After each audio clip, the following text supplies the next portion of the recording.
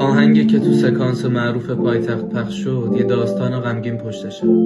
500 سال پیش تو مازندران طالب و زهره عاشق هم شدن، ولی چون طایفه هاشون با هم مشکل داشتن زهره رو دادن به یکی دیگه و طالب برای همیشه از ایران رفت هند و تو غربت مرد.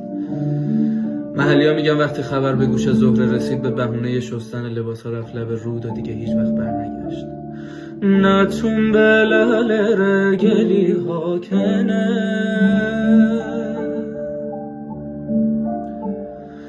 قلم تش بزنم دی ها کنه